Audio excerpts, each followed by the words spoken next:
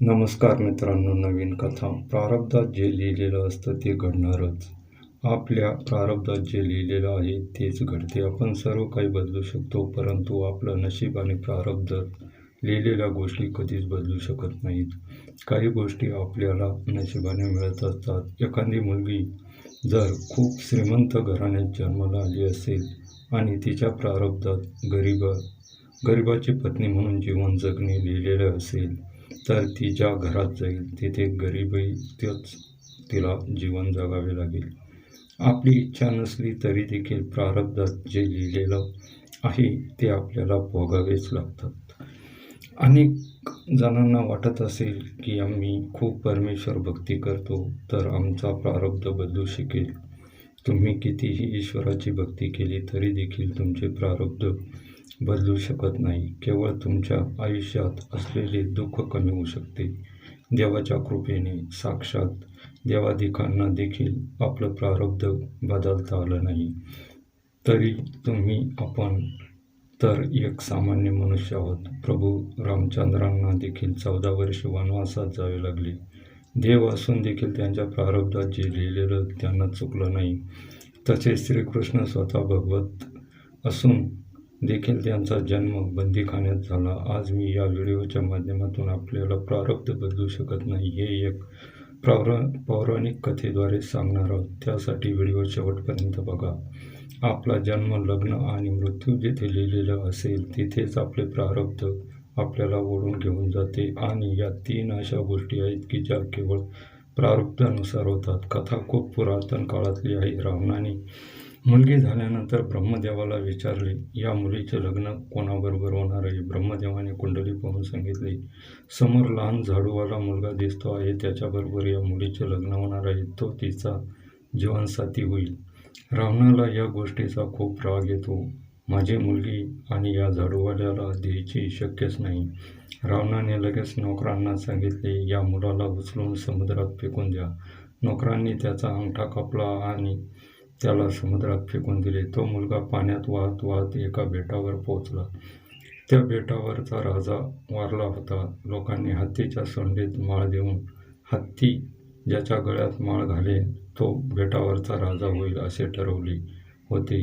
लोक हत्तीच्या सोंडीने माळ घेऊन त्याच्या मागे फिरत होते. हा मुलगा दिसल्याबरोबर हत्तीने त्या मुलाच्या गळ्यात माळ घातली आणि लोकांनी त्या मुलाला त्या बेटावरचा राजा म्हणून स्वीकारले. बरीच वर्षे उलटून गेली. त्यानंतर तो बेटावरचा राजा म्हणजे झाडूवाला मुलगा वयात आला तशी रावणाची कन्या देखील उपवर झाली होती. बेटावरचा राजा म्हणून रावणाने आपल्या मुलीचा विवाह त्या मुलाबरोबर लावून दिला. रावणाने पाहुणचाराकरिता एकदा आपल्या जावयाला आपल्या घरी बोलवले. रावण म्हणाला, हल्ली ना ब्रह्मदेव पण खोटे बोलायला लागलेत. माझ्या मुलीचे लग्न झाडूवाल्याच्या बरोबर होणार म्हणून मला ब्रह्मदेवाने सांगितले होते, पण आपण तर राजकुमार आहात. रावणाला प्रत्युत्तर देत जावई म्हणाले, माफ करा मामा, मी तोच मुलगा आहे. आणि त्याने त्याच्या पायाचा अंगठा दाखवला. मग रावणास खात्री पटली की या ब्रह्मदेवाच्या गाठी असतात. मरण देखील ज्याचे जिथे लिहिलेले असते तिथेच येते. एकदा गरुडाची आई आजारी पडली होती. सर्व येऊन भेटत होते. गरुड रोज संध्याकाळी आपल्या आईला विचारी की आज दिवसभरात कोण कोण आले होते. आई सर्वांची नावे गरुडाला सांगत होती. एकदा यमराज आले व भेटून गेले, पण जाताना हसले. संध्याकाळी गरुडाने आईला विचारले, आज कोण आले होते? आई म्हणाली, आज यमराज आले होते व जाताना हसले.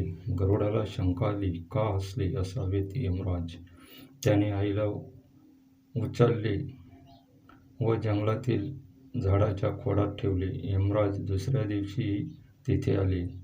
गरुडाने यमराजांना विचारले, आपण काल माझ्या आईला भेटण्यासाठी आला होता, त्याबद्दल मी आपला आभारी आहे, पण जाताना आपण हसला का? यमराजांनी छानपैकी उत्तर दिले. यमराज म्हणाले, तुझ्या आईचा मृत्यू या झाडाच्या खोडात असताना अजूनही घरात कशी, म्हणून हसलो. गरुडाने झाडाच्या खोडात पाहिले तर त्याची आई झाडाच्या खोडात वारली होती.